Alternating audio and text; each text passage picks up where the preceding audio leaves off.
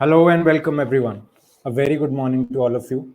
It gives me immense pleasure to welcome you back for the final day of this boot camp on acing the PM internship. We have two fun-filled sessions lined up for today. The first session is on cracking the written case, which forms a very important of almost every PM interview that you sit for, and it acts as a filtering round as well. Whether you are sitting for a lateral interview or you are sitting for a campus interview, both in colleges and laterally, it acts as a filtering mechanism. And the second session for today is cracking the in-person interview. So for the current session, which is cracking the written case, I'll quickly go through the structure.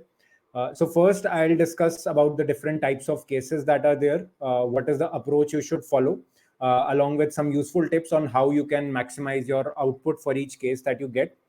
And then the next section would be taken over by Aditya, who will talk about uh, some sample pitch decks and the process he followed while sending those pitch decks to the companies.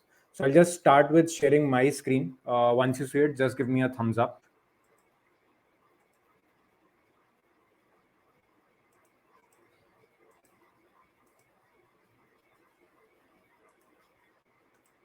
Okay, is it visible? Right.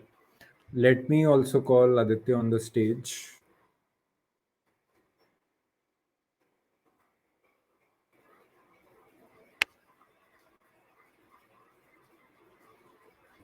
Hi guys. Hey, Aditya.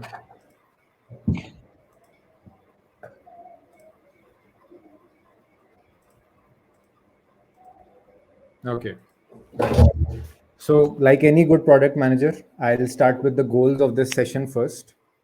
So the first goal is to talk about the different types of cases you might get as part of your written case round.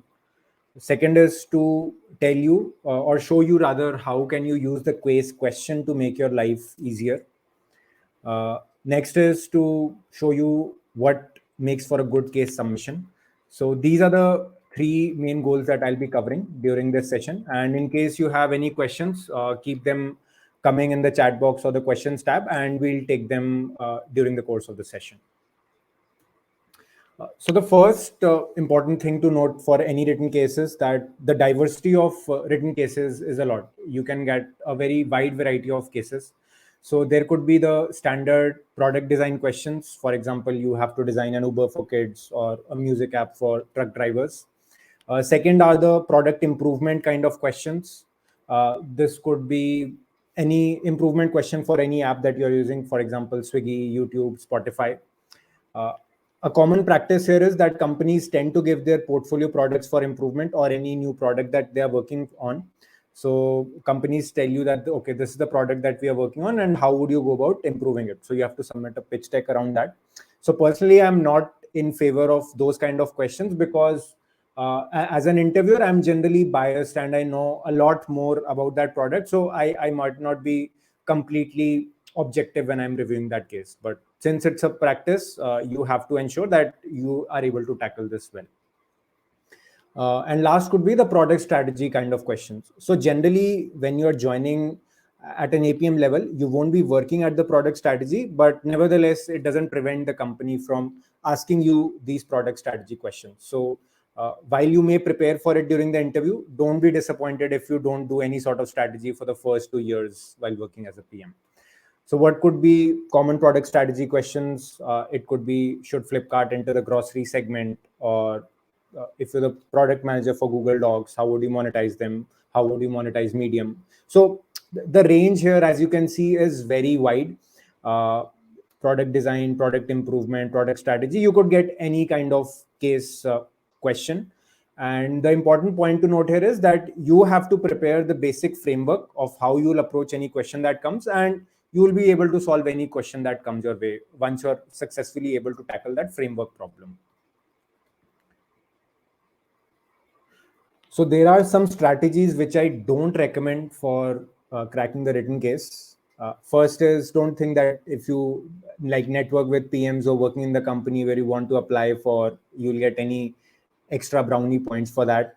Second is, so this is especially true for college placements. During colleges, the same case is given to everyone, and you might think you would discuss it with friends and come up with a better solution after copying that. So that is also not a good approach. And last is sometimes you feel you'll just sit one night before the case submission and like create a good pitch deck and submit it. Again, that's not a good strategy. So for some people this might work, but generally I would recommend avoiding any of these strategies. So what is the strategy I would follow? The first thing I would want you to know is that any good written case study has four main components in it. And if you take care to understand all these four main components, you would mostly be in a good position and your case submission would come up quite well. So before I proceed forward with these, is there any question that we have? Okay, right. So the first component I want you to think about is the structure. So any pitch deck that you're submitting, make sure it is structured well. Now, what do I mean by structure?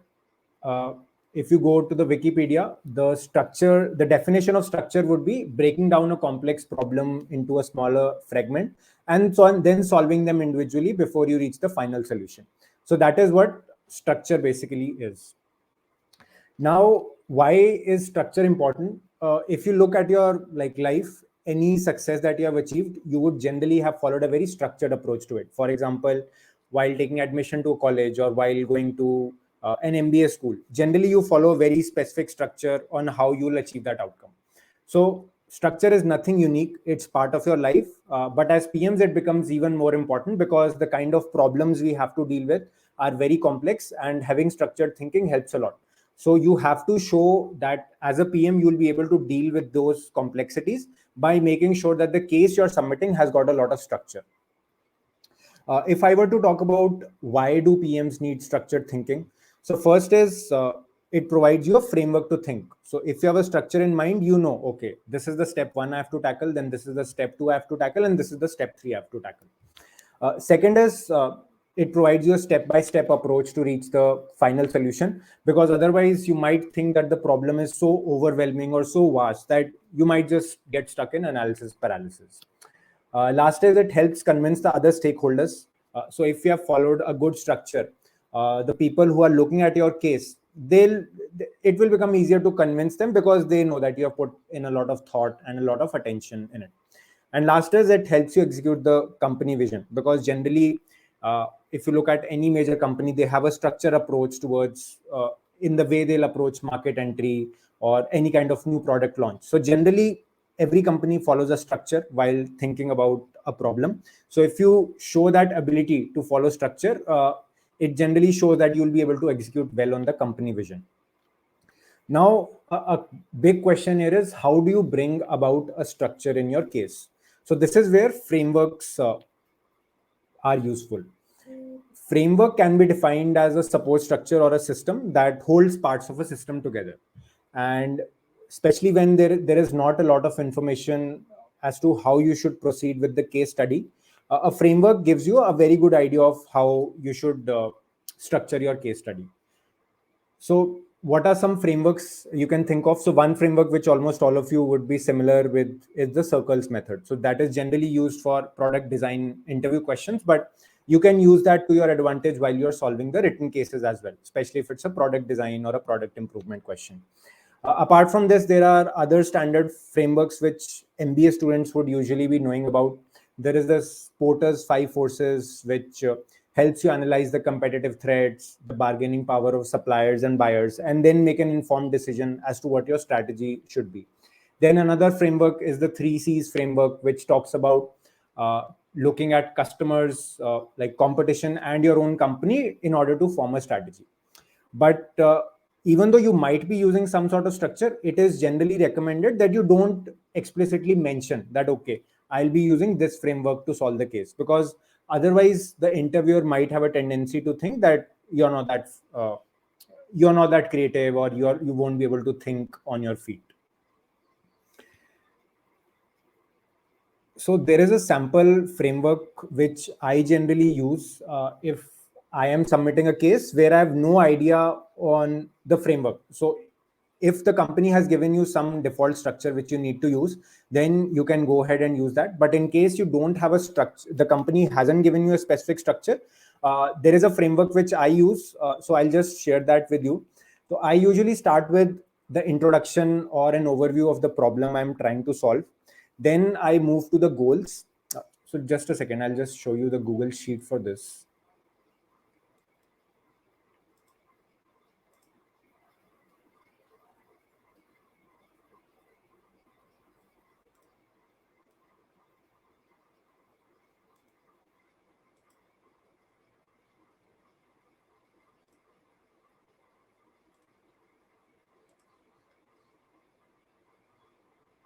Okay, is it visible? Is the sheet visible, Aditya? Yes, Vikram, it's visible. Okay. So generally, if the framework has not been given to you, this is the framework I would recommend using for your written case submissions. Always start with an introduction on overview. This gives the interviewer context around what the problem you're trying to solve and what is the context. So this is a very important starting point as it helps situate the problem. Second important thing is to mention the goals. So what exactly are you hoping to accomplish? So this is your view of how the future will look like if the above problem is solved. And here you should also mention assumptions if you're making. Next would be the research. So before making any submission, you would be doing a lot of research. You would be doing competitor research or market research. And here you can include details of any research you did. You might have noticed some patterns. So all that stuff goes into here. Then the next part is usually the user segments, which you can target while you're solving that problem or which you need to understand in order to solve that problem well. So when you're writing about any user segment, there are three core things you can talk about. First is the description. So what exactly does the user, how exactly does that user behave, or what are their priorities? What does their day-to-day life look like? Second would be what are their goals? What do they want to achieve using that product or in general in life? And last would be what are the behaviors they exhibit. So you do this for a number of user segments, and then if the problem demands, you prioritize which user segments need you want to focus on. After that, you will write the user stories or requirements, which are the user needs which you want to focus on. Next comes the features or the solutions that you'll need to build in order to solve those user needs. So here again, a table looks very good and it's very easy to understand as well. You can write the feature, the description, and what user need you're solving. Next important part is the prioritization. So what criteria will you use to decide which of these features you want to focus on first? So generally, RICE framework is the most preferred one, but I use a little simplified version of it. So there is a confidence score in it, which I tend to ignore when I'm doing the prioritization, or at least which I used to ignore when I was in college, because it simplifies things for me. So this is the prioritization criteria I use. Next would be wireframing. So visual detailing of how your solution will look like is generally very much appreciated, but it's optional. And it will really depend on how much time you had while making that solution. So for example, in college, if you have to submit 5 cases in a week for your interview rounds, then definitely you can't go into as much detail as I mentioned here. Next important part is the success metrics. So success metrics will usually be can be divided into 2 buckets. One is the high level business metrics. So somebody mentioned in the chat as well. So usually you can use the AARRR framework, which is activation, acquisition, retention, referral, and revenue. So one is you'll describe what are the high level business metrics that will be impacted. And then so if it's an entire product that you're building, then you just need to describe this. But if you're working on specific features, then you also need to identify what are the feature level metrics that you will track to make sure that your feature is successful. After the success metrics come the risks and challenges, because as a product manager, you are dealing with inherently ambiguous problems. So there are no explicitly right or wrong solution. There is always a large chunk of gray involved. So anything that you're working on will generally involve a lot of risk and a lot of assumptions. So you have to make sure what are the risks here. They could be technical risks, they could be usability risks, or they could be risks posed due to external environment. So all those risks have to be mentioned, and if possible also try mentioning how would you mitigate those risks. So for example, if your product is heavy and it might not work on low bandwidth connections, then you have to clearly mention that risk and also identify what happens in case of such scenarios. That is the risk and challenges part. And last, again, this is optional, but it shows to the interviewer that you think about a product from an overall end-to-end perspective. So last thing is the go-to-market strategy. So any product that you build is as good as the adoption it has. So you might have built the best product in the world, but if people are not using it, then you can't really say that you were successful. So you always have a go-to-market strategy. Generally, while you're working in a company, you will devise this strategy when you're with your product marketing team or the marketing team. But here, whatever basic steps you can think of, just make sure you write them. And usually, if your case is around market entry or product launch, so for these kind of questions, a go-to-market strategy becomes really important. And if I were to write a go-to-market strategy, I'll take some basic things into consideration. So how would I do the marketing of it? So there are two ways. There is above the line and there is below the line. So above the line is target wider audience. It's the spray and pray approach. You use TV or you use radio, billboard ads. Below the line is targeted. So as technology has developed quite a lot over the past few years, the targeted approach is becoming more and more preferable. So any online ads that you see, that is an example of a targeted approach. Next would be if it's a physical product that you are writing a case study on. For example, if you're talking about launching Kindle, then you also have to talk a bit about what would be the sales and distribution strategy, what would be the online channels, offline channels. If it's a brand that you are building, you might want to talk about D2C branding strategy. And last could be promotional strategies, which is how you will create a buzz. So create a FOMO among people into going ahead and trying that product. So this could be about using discounts or pre-booking or invite-only access. So all those kind of things. So this is the general structure which I would recommend using for your pitch deck. If the company which has asked you to submit a pitch deck has not given any specific introductions, any specific templates. And another point to notice, everybody has their own way of solving this problem. So this is how I approach it. Obviously, if you talk to 5 different people, they'll give you 5 different case studies, 5 different templates. So it's up to you. You decide one template which you want to focus on, tweak it according to the needs of the case, and go ahead with it. So any questions around using these templates? Yes, I will share it after the session is over. You can access this Google Doc and yeah, you can tweak it as per your requirements. Now I'll go back to the presentation.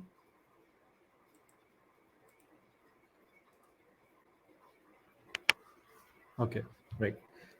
So as I said, frameworks are a very important part of structuring your case study. And the framework I use, I just showed it to you.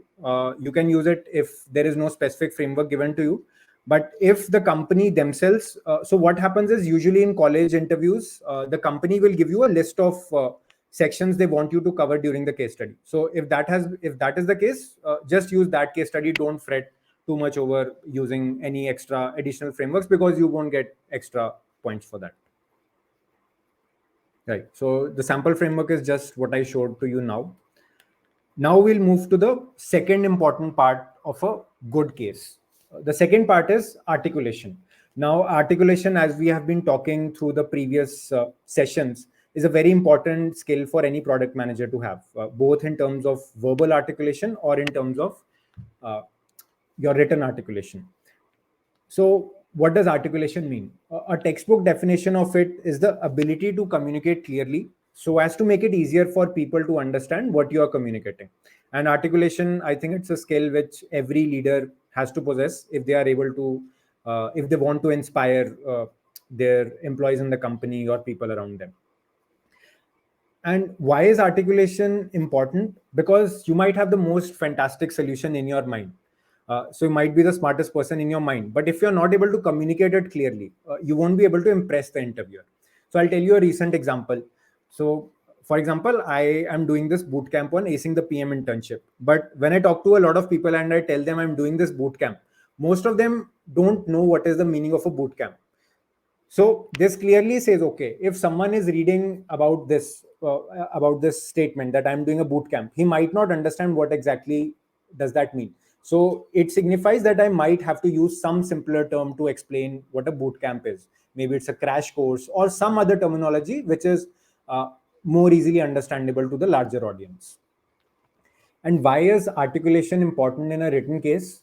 So the first reason is this is not a face-to-face conversation. So if the interviewer has a doubt somewhere on an assumption you have made, then he can't ask you a clarification question. Second is usually he won't spend more than 5 minutes on your case. So if he finds something difficult to understand, he'll just reject and move on. So it's important to keep in mind that you are not there to explain anything to the interviewer. Your pitch deck or your written case study has to be comprehensive and self-explanatory. So make sure that this point about articulation is like well drilled into your head and you don't make any silly mistakes around this.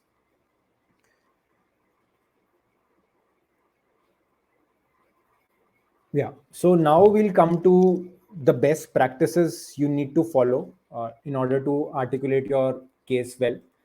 First is generally when somebody is quickly scanning through a document, paragraphs is not the best way to display or highlight information. The best way to highlight information is using bullet points, tables, sections, subsections. So you might have seen the framework I showed you. There I had clearly highlighted different sections. If I were to write user needs, I would write them in bullet points. And all the prioritization exercises that I was doing, I had made tables for that. So make sure that you are using bullet points and tables as much as possible. Second thing is simplicity is the ultimate sophistication. So don't, even if you are very good in English, you know a lot of fancy words, don't try to show that in the pitch deck. Try to use as simple language as possible.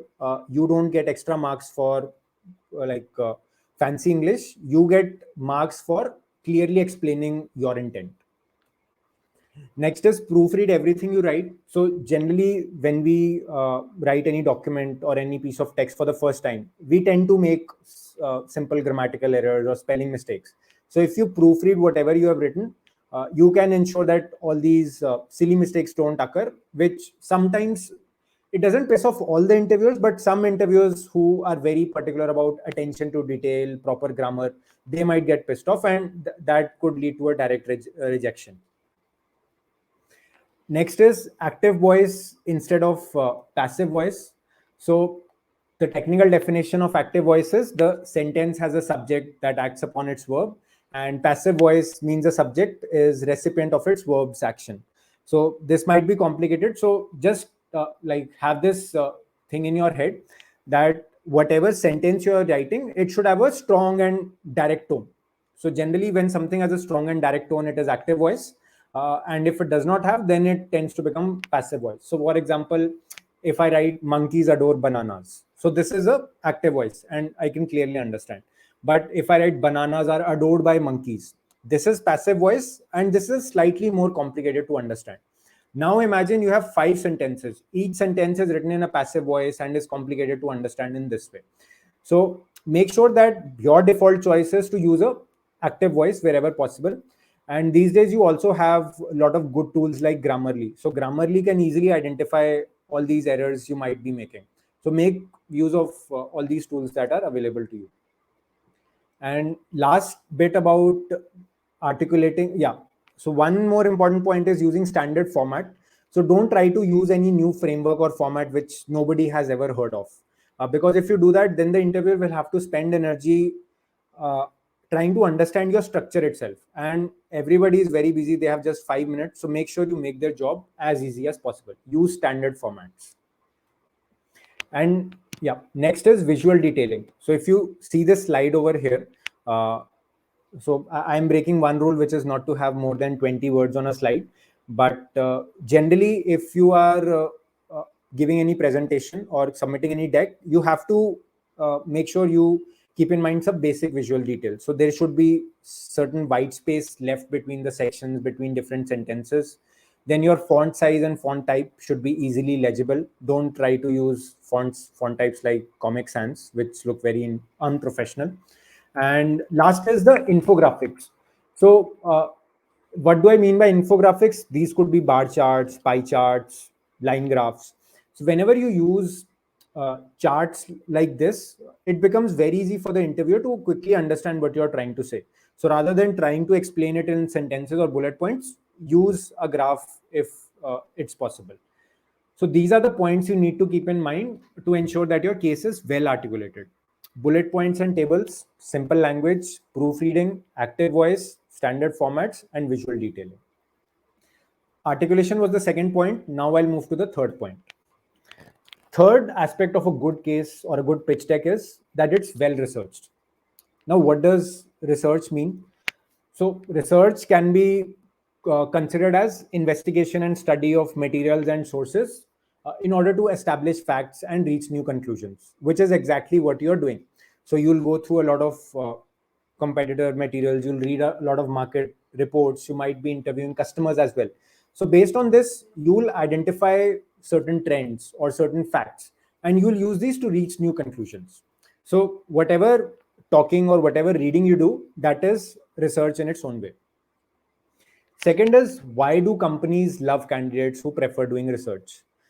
So the most important thing is it shows that you're serious about the role. It's not like you are applying to 5 different companies at the same time and just changing the name in the cover letter. So if your case deck is well researched, brings out a lot of good points, then it shows that you're very serious about the role. And the more important part is it exposes some character traits about you. One is your sincerity. So generally PMs have to be very sincere about their work. And if you're doing research for a pitch deck that you have to submit, you're not even an employee of that company. That shows you'll be very sincere going forward in your job. Second is it shows you willingness to go to the extra mile. So you're not just you're not just presenting ideas which came to your mind at the first instance. So you're looking up other sources to verify your conclusions. And that shows that, yes, you have the willingness to go to the extra mile and stretch. And last is it shows you the ability to synthesize information. So as product managers, especially as you grow senior in your career, there's a lot of material you'll have to go through. Now, when I say a lot of material, you might have to read reports that go into, say, 50, 70, 80 pages. You might have to talk to customers who, like, all those conversations would be hour long. So given this amount of data you will be exposed to every day, any good product manager needs the ability to synthesize that information and transform it into actionable insights. So that is why it's important to put up a well-researched case, because it shows that, yes, you can synthesize information and extract insights from it. So these are the 3 reasons why companies prefer candidates who do research: sincerity, willingness to go extra mile, and then last is ability to synthesize information. And personally, for your case submission as well, I would say research is very useful because of the following reason. First is, if you are not doing any research and you're directly making any ideas or recommendations, then they're not very grounded in reality. But say your research says that all the leading industry reports are pointing to this trend, then you can ground your recommendations into some hard facts. Second is, if you are researching your competitor products well, then you'll clearly very easily identify what are the things that already exist in those products and don't exist in our product. So feature ideas which are very simple or which are very obvious, you won't put them if you have researched your case well. Next is it helps you discover new ideas. So the human capacity to think is limited. So no matter how smart you are, you can never come up with all ideas. So if you're reading reports, you're talking to customers, you'll always get new ideas, new problems, which you might not have thought in the first place. And last would be, so research is a very good way to back up your report with numbers. So if some good market research firm or a good VC firm is talking about some trend or some product with a lot of conviction and it is backing it up with numbers, then when you use those numbers to back up your case, your recommendations get a much stronger weightage. So I would like to point out some common mistakes which people might make over here. First is a lot of times you put in random statistics. So just because you want to look quantitative, some people try putting in numbers randomly in the cases. For example, if I write here 90% of the case submissions are very well researched and the rest are not. So just because you want to show to someone that you have researched your case well, don't start putting random statistics in it. And second is, just for the sake of research, don't start reading too many reports. You have to draw a line and keep in mind the amount of time you have. Now, there are two ways in which you can do research. First is the qualitative aspect of your research, which is studying the product which you are working on. Second is scanning the competition. So this is the qualitative part of it. Next is the quantitative research. So data points and graphs which you'll use to show size, market size or understand trends. So a good website here is Statista. So generally, whenever I had to do a case submission, so I had to understand what will be the size of social commerce by 2025. So all these data points you can get by a simple Google search. And if you put them in your case, it creates a very good impression that yes, you are bothered about data as well. So these are the 2 points. For quantitative, I would say don't start going through industry reports and think that you will become an expert overnight. Just do a simple Google research on the data points you want to know. But as an early PM, focus on the qualitative research, like study the product which you are submitting a pitch deck on very thoroughly. Do a good analysis of the competitor products which are there. So these are the 2 aspects which you should focus on while you are doing research. So that closes the third aspect of a good written case, which is that it should be well researched. Now we'll move to the last and the final case study, which will separate you out from your peers. That is originality. So what is originality? Originality is the ability to think independently and creatively. I'll give you a personal example. So back when I was in college, so there was this Insta Messenger case study we had to do. So it was very similar to the WhatsApp we use, and we had to talk about certain features that we are building. So the recommendation that I had given there was having a message reminder feature. And while I was describing my solution, I talked about how personally I face this problem. So I promise a friend that I'll call him up at 8 p.m. But then I forget that. And so this is why I need to build this feature, or I think this feature will be very useful because I've talked to my friends and they also tend to face this similar problem.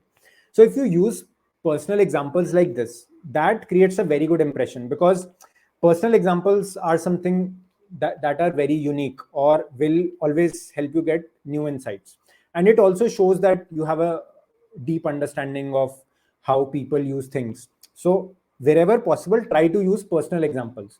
The more personal examples and anecdotes you use, one is storytelling automatically comes into your pitch deck, which is a good thing. And second is it usually helps you stand out apart from your peers. Yeah, so I just covered why originality is important as well through the previous example. Now I'll quickly summarize why. Okay, so as I mentioned, X factor, it gives that storytelling aspect to your case. Second is it separates you from the rest. And now I'll talk about how do you go about building originality in your case. So originality is not something that will come in 1 week, 10 days, 15 days, or even a month. This is a long process. So what you're doing today will help you say 1 year or 2 years down the line. So that is the time frame you should keep in mind when you decide that you have to become an independent thinker or a creative thinker. So all these things come from deep thought. That is why you have to give a lot of time and energy to becoming original. So it can't come overnight. And what are some ways to do this? First and foremost, start using products thoughtfully. So you must be using tons of products on a daily basis. Pay a lot of attention to detail, look at the workflows, look at the user journeys, and try to guess why did they make that decision. Oh, they gave me this nudge, which makes me want to do this. So for example, LinkedIn, if you comment on any post on LinkedIn, you'll see that LinkedIn shows you the share button to increase the reach of the post. So that is a way in which they are nudging people to share good content or good posts. So that is an example of a nudge. So as an observant product manager, try to observe all these things that are being done by other products, by other thoughtfully designed products. And very soon you will be able to start incorporating it into your pitch decks and eventually in the products you are also building. So first thing is to use products thoughtfully. Second is discuss and debate ideas. So everyone has their own version of truth in their minds. And in general, I would say to become a well-rounded person, it's always important to discuss, debate ideas, and seek out people who are very different from you. So this session might be having mostly engineers, but try to find people who are not engineers. Maybe people who are into creative arts, or people who are CAs, commerce graduates, because when you talk to people from different backgrounds, you learn their perspectives as well. And as a product manager, it is very important to learn perspectives of people who might not be similar to you, because that is the key to understanding users. And the more ideas you debate, the better you get at coming up with new ideas or becoming original. Next is interlinking of concepts. So what do I mean by interlinking of concepts? So for example, machine learning, artificial intelligence, or blockchain, all these are technologies and they have specific applications. For example, machine learning in e-commerce has applications around recommendation engine. It might have different applications in different aspects. In health tech, machine learning will have different applications. For example, if an algorithm goes to a large database of people who are suffering from a tumor, then that algorithm can smartly identify any new X-ray and see whether that is showing signs of the same tumor or not. So the underlying technology remains the same, machine learning, which is using classification to identify a pattern, but its usage across e-commerce and health tech is very different. Similarly, blockchain. Now, blockchain is very popular because of the fact that it's being used in cryptocurrency. But the fact of the matter is that blockchain and cryptocurrency are two entirely different things. Blockchain has use cases far beyond cryptocurrency. So in maintenance of land records, or in the fintech industry for ensuring the authenticity and verification of transactions. So this ability to interlink concepts, this is very important for a good product manager, because then you'll be able to understand trends and technology and see how they are relevant for your use case. So whenever any new technology comes up, try to understand the underlying basis of it and use those underlying bases to come up with new ideas or new applications. So interlinking of concepts is that, and again, this comes with practice, a lot of reading and discussing about ideas. So that would be my third important advice on how do you develop originality. And last is accept your reality. So why is this important? Because a lot of times we don't want to agree, or we don't want to accept the situation we are in.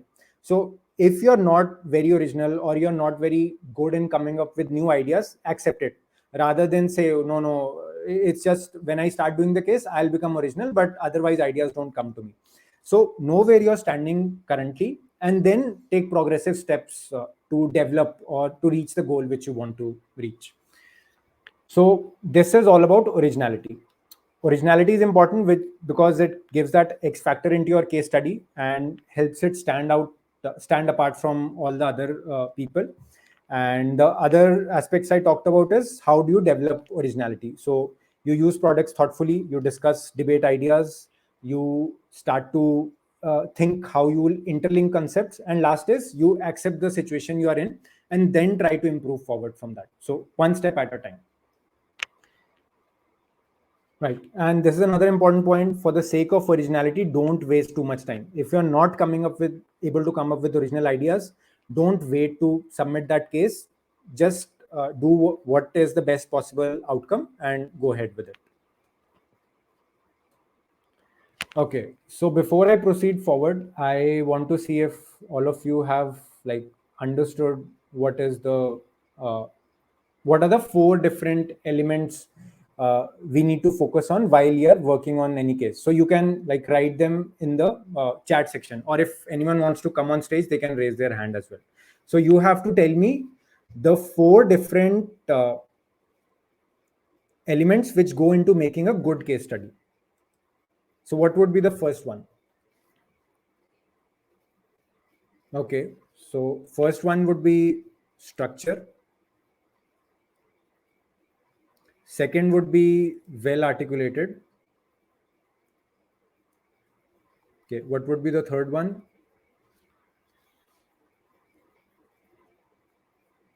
Okay, Disha has captured all the 4, so I'll quickly show it. Right. So first is having a good structure. Whenever you get a problem, start with forming a structure of the case. Second is articulation. I talked about a lot of things which you can use to articulate your case well. Third is research. Make sure your case is well researched. And last is originality. So originality is not something you can just inject into your case at the last moment. Originality is something that comes with deep practice and a lot of effort on your part. Right. So those are the 4 things, and keep them in mind whenever you are working on a case. And I'm damn sure you will never mess up a case study if you keep all these 4 points in mind.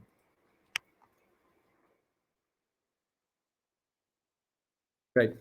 Now there are some minor optimization techniques which I recommend if you want to uh, make your case study look even better. First is slow and steady. So I talked about not doing things at the last moment. So here it's again a very psychological thing.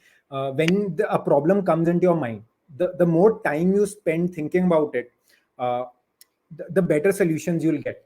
So if you get a case, say 3 weeks or 4 days or 5 days before the actual submission, then don't open the case just few hours or one day before the submission. Go through the case and try to absorb what has been asked. What you'll notice is that when the problem sinks into your subconscious mind, at odd times you'll start coming up with ideas. So this happens with me a lot. So for example, when you're out on a walk or you're having your lunch or dinner, then at the most random times the ideas for that problem start coming into your mind. So just trust your instincts. That is going to happen, but you have to create the conditions conducive for it, for your mind to come up with those ideas. So always make sure that you start early.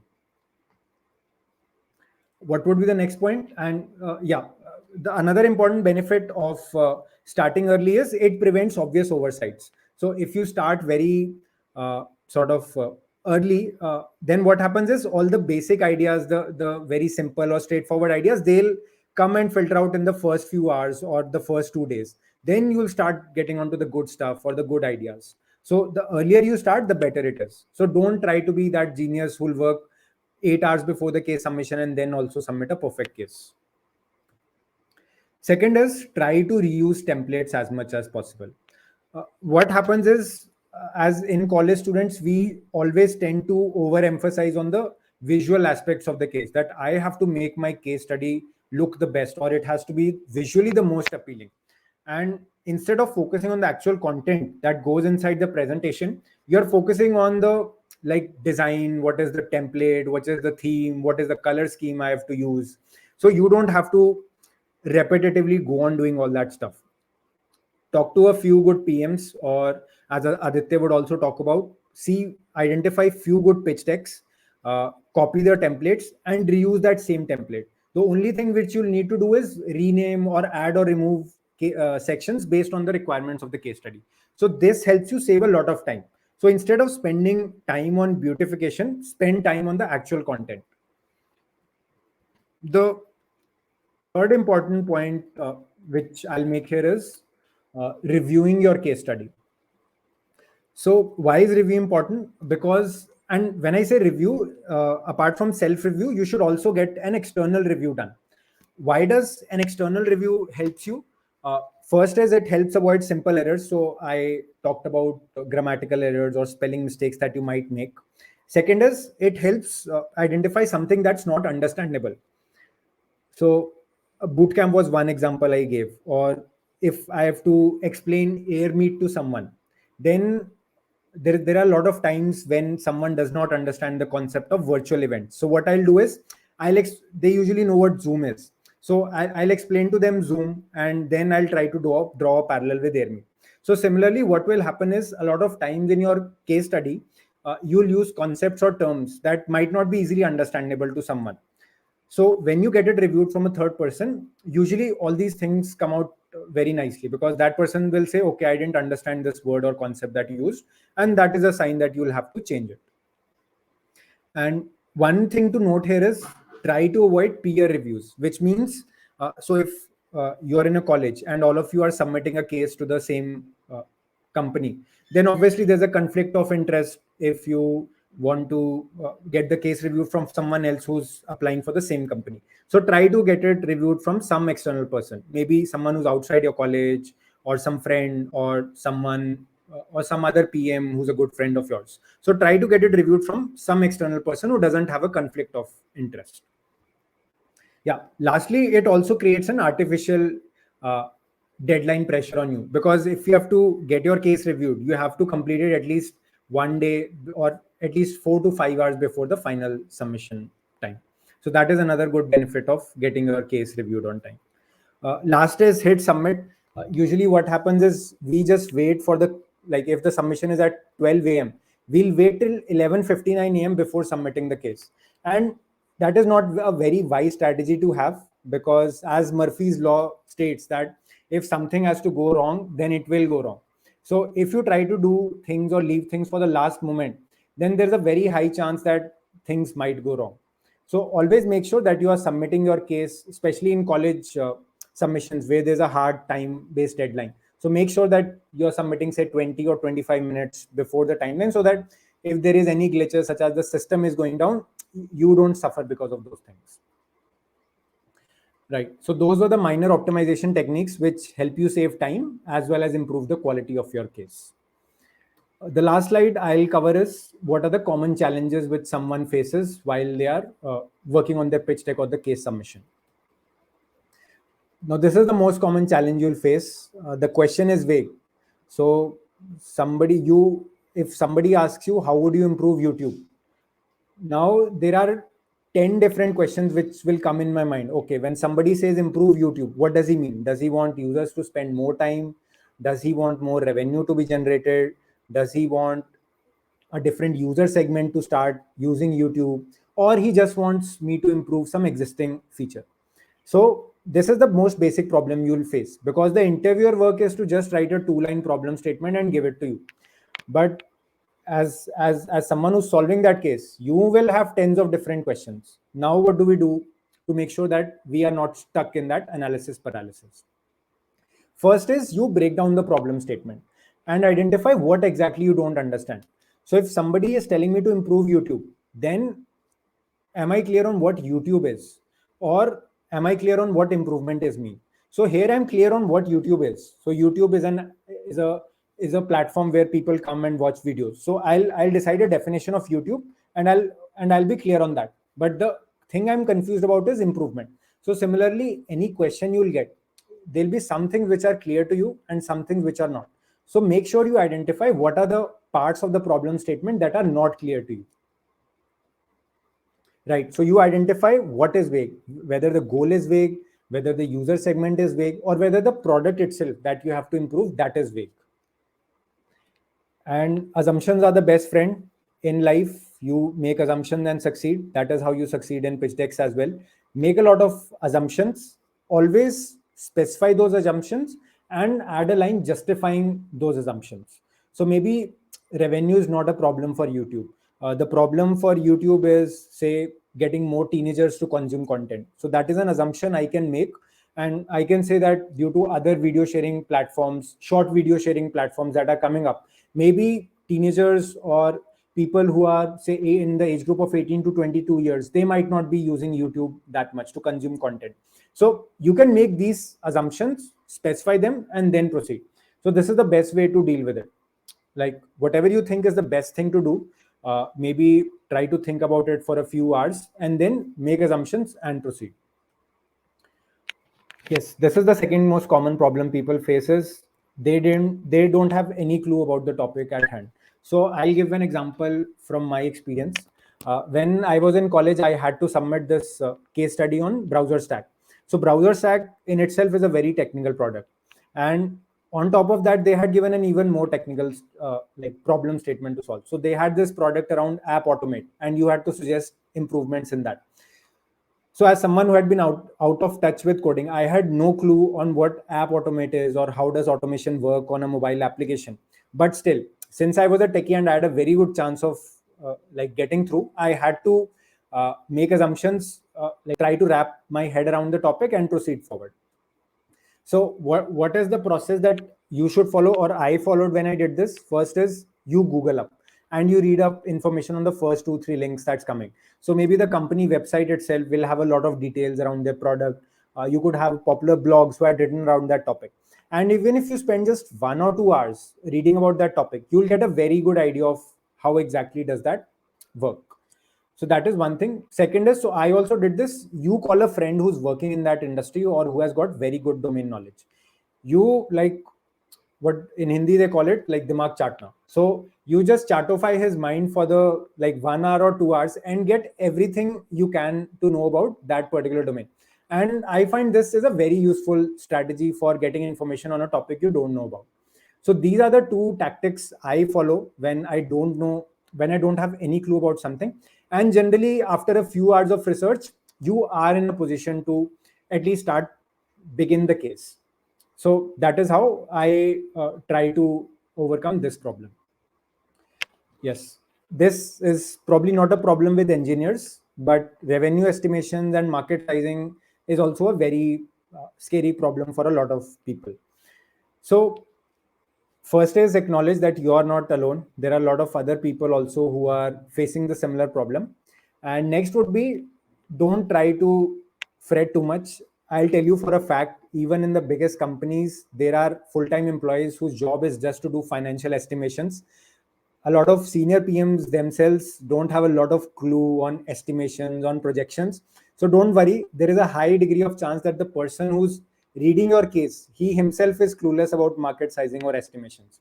So make the best possible assumption you have, use a standard template online and go ahead with that market sizing. So as I told you about using statistics from online websites, go ahead and use that. And don't worry that you'll be judged, because in most cases, even the interviewer themselves don't have a lot of clue on a lot of numbers. And yes, keep it simple. So the more you start thinking about numbers or estimations, the more complicated things become, because there are so many corner case scenarios to cover. So don't worry about all those corner case scenarios. Just keep it simple. Yeah, and follow a framework, right?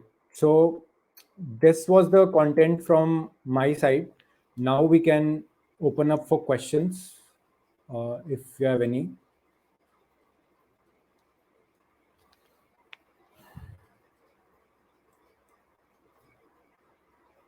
Okay. So I'll take this question from Ayush. How is a framework different from a PRD? Okay, Aditya, you want to take this up?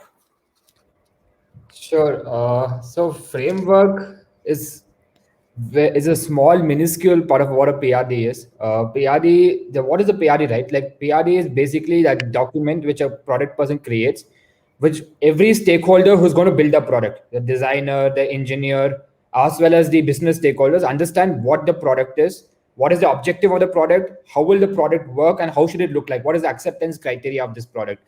A framework is a way of, in the PRD, in structuring your questions, in structuring your way you're writing it, you can use frameworks. So PRD is a superset of multiple frameworks. You'll have a go-to-market strategy framework, you'll have a user journey framework, you'll have a design framework, you'll have a business framework. How will you estimate the total revenue which will be coming from it, right? So you can think about it like that. And yeah. And one more point I'll add over here is, frameworks are for specific problems, and they could be entirely different from product requirements document. So you could have a framework for market entry. You could have a framework for analyzing the competitive environment. Then for your product design questions, you have a circles framework. So this way, depending on the problem, frameworks could be very different. So think of framework as a generic tool. So it's like a knife, which and knives can come in, not exactly a knife, but okay. So I'll say framework is a general tool which you can use to solve a lot of different problems. The kind of framework you use will vary depending on the kind of problem you want to solve. Yep. And so one more way you can think about it is like, see, like spoken in the previous session, right? PM is a lot about ambiguity, right? So a framework helps you to separate the signal from the noise. It gives you that it gives you that basic understanding of what to think about and what are the key points you have to cover when you're thinking about a particular topic. For example, if you're thinking about metrics, there's this ARM framework. You have to think about acquisition, activation, retention, and monetization. Similarly, whatever topic you're thinking, to avoid that ambiguity, you can have a thinking tool like a framework, which will always help you out. Again, one thing which you have to understand is framework. A lot of people go too much into mugging up the framework, and then what happens is in a case study when they ask you a question and you cannot apply a framework, you start to get faltered, you start to get a bit tense, right? So frameworks are not for mugging up, it's for understanding. It should just be like a thinking tool. Right. You shouldn't get too obsessed with learning and mugging up frameworks and always repeating it. So you should be ideally designing your framework using this as a template, making it up to you, like what makes you comfortable with what are ways you should answer. Just make sure that you cover the important points. Yeah, that's good. Okay. Next, I'll take a question from Srinivas. So, Aditya, based on your experience, what do you think? Mockups or wireframes are mandatory? So for most product, at least for the visual product decks, I'm talking about the pitch decks, mockups is super useful too, because it is a visual way of displaying your idea, right? It is Yeah. very easy to show it. You don't have to be a designer and do a complete UI UX thing. They don't care much about your Figma skills or their Adobe XD skills. As long as you can convey your requirement very well, right? Mockups will be a really useful tool. Number two is most likely, even while brainstorming, right? I prefer to sketch it out, right? Take a pen and a paper and just draw it out. It's very useful. So I think as a PM, wireframing at least, like not having the bare bone version of understanding how an app works will be Right. really useful, and it is very simple to learn as well. Yeah. A lot of prototyping tools, the learning curve is very low.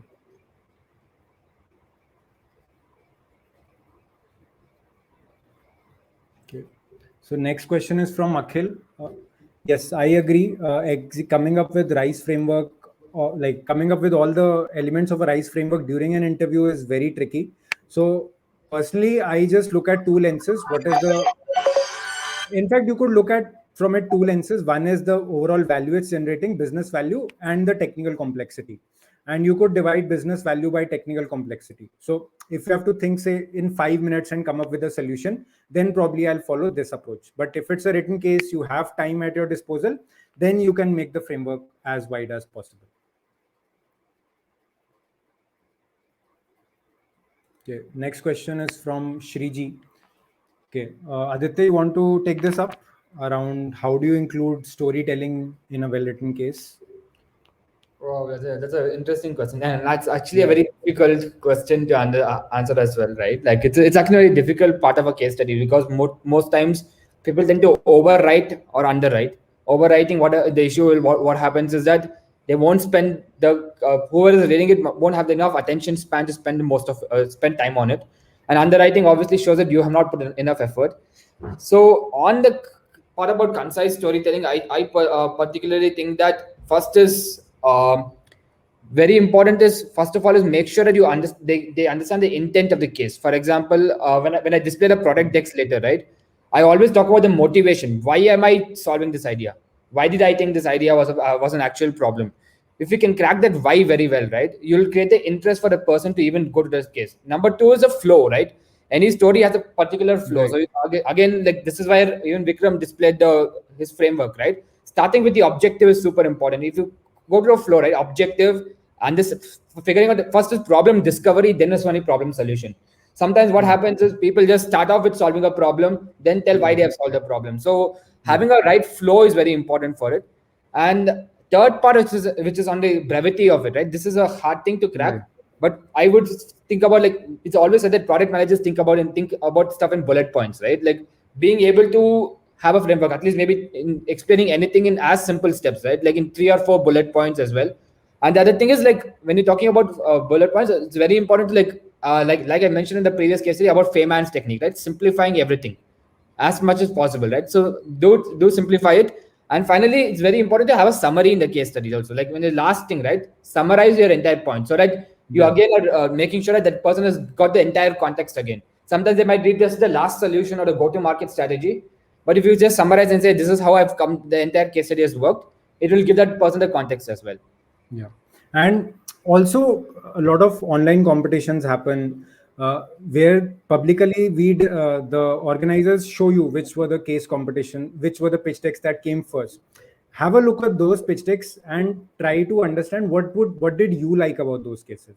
So once you look at other successful pitch decks, you'll also start identifying what is it that makes them stand out or stand apart. Okay. Next question is from Fatima. Which aspect is given top importance while evaluating the case studies? So I would say the first most important aspect is the structure of the case itself. So the structure has to be very important so that I can quickly scan through it and I'll know, okay, so these are the points this candidate is going to cover. That is the first aspect. So again, second was I mentioned the articulation bit. So the information should be displayed well visually, and the sizing and all spacing should be good. And second is you should be able to back up whatever you are saying with either numbers or with the fact that you are from your personal examples or competitor study. So whatever suggestions or recommendations that you are giving, you should be able to back it up with something tangible. That is another, I would say, important aspect of case study. And last is obviously creativity. So if enough students put decent amount of time behind any case study, you'll notice that most of them will converge on the same ideas or same points. So if you can do something special, or if you can come up with a very good idea that maybe most people won't have thought of, then it definitely helps your case study stand apart. You want to add anything to this, Aditya? Which I think that you have covered most of it, right? One is obviously the entire structure itself, how important it is. The other thing I think, which is core to PM1E, right, which is prioritization and metrics. These are stuff which which is completely what a product manager should own. So being good at it, right, like showing that, and also one more part is trade-offs, right? Not all, whenever you're giving a solution, what happens is we have a lot of assumptions when you're making that solution, right? So what happens is sometimes when you suggest the solution and you don't, PM has to be also need to understand that whenever you suggest a solution, there's a particular trade-off that can happen. Maybe some assumption about something might be wrong. So making sure that you also convey your assumptions and trade-offs is really important, so that the interviewer knows that, okay, this person is thinking from both the sides. He's confidently suggesting a solution, but he also knows the fallback points, the edge cases of this particular solution. And a PM has to be very good in figuring out these edge cases as well, because not all solutions are a happy journey. There will be some edge cases which is not accounted for as well. Right. So we just have time for one last question. Question from Vishruth: how can we increase our business acumen? Honest advice: in order to increase your business acumen, you have to actually do a business. No matter how many articles you read, how many concepts you are familiar with, I don't think the learning you get from actually running a business is like the learning you get from reading is anywhere close to what you get from actually running a business. So when I say running a business, it doesn't have to be anything like fancy. You could maybe start writing a blog and try growing the audience on it, or have a YouTube channel and try to grow an audience around it. Or you could, if you have the time, you might want to start selling something on Amazon. So try to do something which involves users or customers using your product and drawing some value out of it. I would say that is the best way to increase your business acumen, your understanding of people, your marketing skills. That would be my top recommendation. Second would be, obviously, there are a lot of good websites, good blogs. For example, Ken is a fantastic resource for understanding about the Indian startup ecosystem and the various trends. So like that, for finance, you have FinShots. So you have a lot of resources. But personally, I feel the best business person with the best business acumen is someone who's actually running a business or who's actually doing a business. Because in theory, everything is very easy. But when you actually start applying concepts and you start and you feel, that is when the actual learning happens. Because in theory, everything is very easy. There is a framework. You'll do this, you'll do that, and then you'll be rich. But in actual life, it doesn't happen that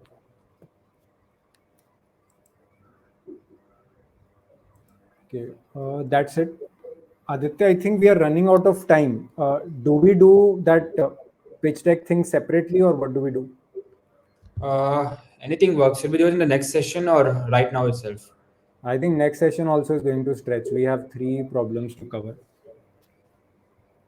How much time will showing the pitch deck take? It shouldn't take more than 6 to 7 minutes, I guess. Okay. If you want the pitch decks to be covered now only, just give us a thumbs up, guys and girls. Okay. Aditya, you want to share your screen? Yeah, I'll share my screen. Okay.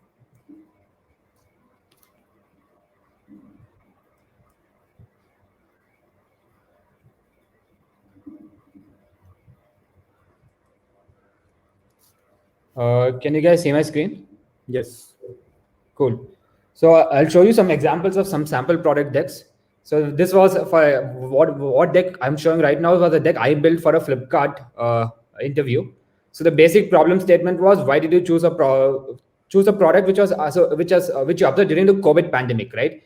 So this was during the August last year, and they wanted to figure out like how to improve a product, especially from a COVID perspective. And then some key questions they've asked is, how would you solve this problem? How will you measure the success of your solution? And what are the possible pitfalls of your solution? This was a particularly case study I had. Now, talking about what Vikram first said, right? Always give a basic context of it on the objective. So I've given a basic. So I chose Arogya Setu. So I will. So why did I choose Arogya Setu? Was I felt that this is my motivation for Arogya Setu was that because the government had built this up specifically for COVID awareness and COVID prevention, and I wanted to improve through contact tracing, right? So I give a basic explanation of what Arogya Setu is, like its number of users, the regional language, and basic thing about rural cities. Then I also give some context on what basic tech stack it uses and how it works. Now, my objective was to use leverage on Arogya Setu's existing technology to building and enhancing stuff about user needs. Now, the second part of the pitch deck, right, which is talking about the user research and user issues. So now the context for this was most likely, like if all of you guys were using LinkedIn or Facebook in the last year at August, right? What you would have seen is that a lot of people, for curing COVID issues, right, you require plasma donation. So a lot of people were, and there was a lot of demand for plasma donors, and it was very less supply. So everyone was going to social media to check for plasma donors and figuring out through their friends and referrals. So you would have seen a lot of posts like this saying that your father is in a serious condition. This person's father is in a serious condition. He requires B plus plasma, or this person's this person's father as well. And the third part is a person who's trying to remind him, like, so this guy has got COVID, and he wanted to remind all of his friends and just notify all of his friends that he has got COVID. So whoever is in contact with him should be taking precautionary care. So looking at this and seeing that, and my motivation for this, like I spoke about why motivation is very important, right? So my motivation for this problem was I observed my own friends reaching out in Facebook and LinkedIn for their own families, right? And I couldn't help them. So I was wishing that any product could solve for this. Now coming to the thing, right? The first proposed solution was something called as Rakta Setu. That is called as Rakta Setu is basically a blood donation drive that uses GPS technology. What I mean by this is, so suppose you have got COVID, right? And once you recover from COVID, you can log into this Rakta Setu and then register yourself as a plasma donor. And what we will do is, if anyone has COVID and wants to find plasma donors, they can just click on this. It will tell you the closest plasma donors in your location, and you can match with them. So basically, you can set a donation request, and then what happens is you can go, you both can meet up in a hospital for the plasma donation. So this was a basic solution called as Rakta Setu Plasma Donation Drive. Now you will see, right, this is basically called, this is wireframes and mockups. These are not true designs as well. And how did I design this? Simple. I just took a screenshot of Arogya Setu, and then I just edited it out using Paint. It's a very simple technique. And even these parts, right, I just took small pictures from different apps and I just combined them to build this. It was not particularly UI UX design, but more about copy pasting and editing. The second solution which I suggested was a smart hospital locator. So the issue here was that once you got COVID, you want to figure out which is the best hospital based on price, based on number of beds available and everything, right?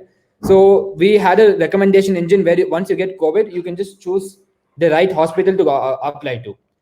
So now again, which is very important, after solution is this, right? This is called as a prioritization matrix. So not all solutions have equal priority. Some solutions are more important than other solutions.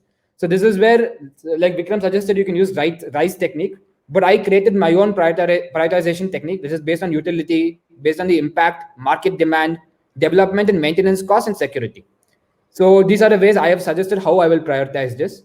This is an optional thing. If you have the tech knowledge, you can even communicate with system design. How will it work?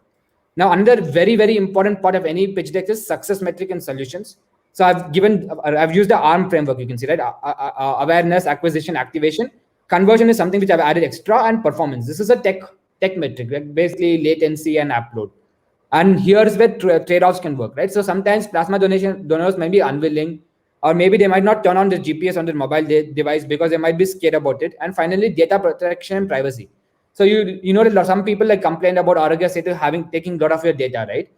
And the last part is our launch strategy, which I suggested, that is becoming a COVID warrior campaign. and I conclude. Like in my conclusion, again, I talk about the importance of the problem statement. There were 81,000 cases and 5% critical cases. So around 1.7 mortality due to this critical cases. So if we solve it like this, there'll be a decrease in the mortality rate. And then this is how I end my this thing. So this is how a product deck is made. One more small example. I'll just give you an overview, but I will not go too much into it. This is a deck which was made by my friend. So one thing, if you see, right, this is a psychological thing.